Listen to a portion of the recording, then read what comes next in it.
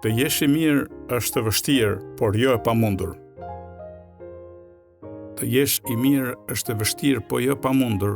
Përmban një pohim realist mbi natyrën morale dhe sfidat që vijnë me të.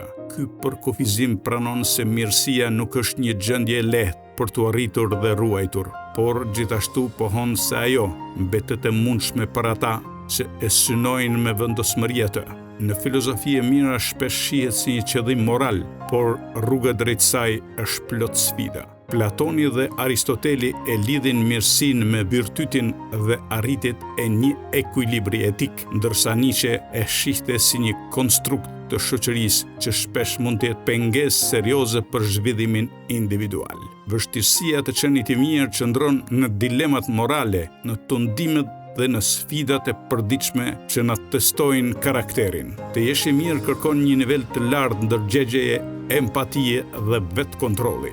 Psikologjia pozitive thekson se sjellja e mirë nuk është vetëm një çështje e natyrës njerëzore, por edhe e edukimit dhe mjedisit në të cilin rritemi. Mirësia shpesh kërkon sakrifica dhe kjo është ajo që e bën të vështirë, por jo të pamundur atë. Shoqëria shpesh krijon kushte ku të qenit i mirë duket si një dobësi. Njerëzit mund të përballen me padrejtësi, manipulime dhe sfida që i detyrojnë të vënë në dyshim vlerat e tyre, kultivimi i të cilave ka marrë përkushtim dhe sakrifica të mëdha.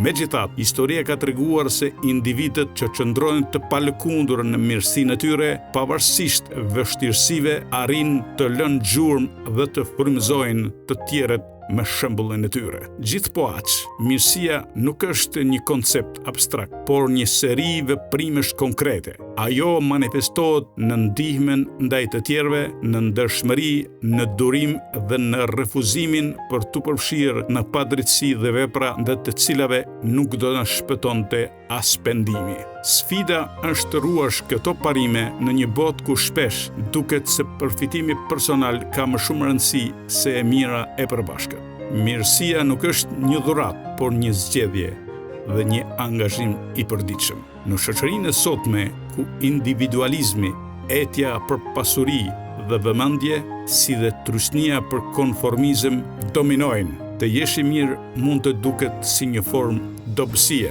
Është pikërisht e kundërta. Mirësia është një formë e shprehjes së forcës dhe rezistencës.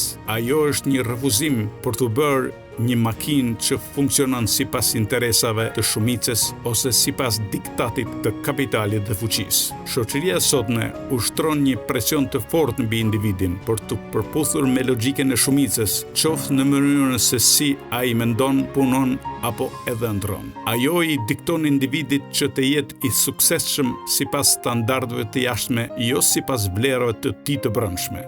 Të jesh i mirë nënkupton të kesh guxim të dalësh jashtë këtij skenari dhe të jetosh sipas një kodi personal moral. Shumë njerëz sot janë të shtyrë drejt një lloj automatizimi psikologjik ku vendimet dhe ndjenjat e tyre janë të kushtëzuara nga trendet, mediat sociale dhe struktura të mëdha ekonomike. Mirësia, përkundrazi, kërkon një vetdije të pavarur, një zgjedhje aktive për të mos u bërë një hallk tjetër në zinxhirin e mundësisë konsumiste dhe utilitare. Shumë janë ata që do të argumentonin se të qenit i mirë është një strategji humbse, se vetëm ata që janë të pamëshirshëm dhe të aftë për të shfrytzuar të tjerët arrin në maj. Kjo mund të jetë një vërtet pragmatike, por a është një e vërtet njerëzore? Një shoqëri që humb mirësinë bëhet një skenë gladiatorësh, ku vetëm më të fortët mbijetojnë dhe ku njeriu, si qenie shpirtërore dhe morale, zvoglohen në një funksion mekanik. Të jesh i mirë nuk do thotë që të jesh naiv, i dobët dhe i dorëzuar përballë realitetit brutal. Përkundrazi, është një vendim për të mbajtur dinjitetin dhe integritetin përballë një bote që shpesh të shtyn drejt të kundërtës. Të mos luftosh nuk do të thotë të mos luftosh, por të luftosh ndryshe, duke ruajtur humanizmin, duke refuzuar të bësh vegël ambicjes së verbër dhe duke ndërtuar marrëdhënie të bazuara respekt, jo në përfitim të pastër.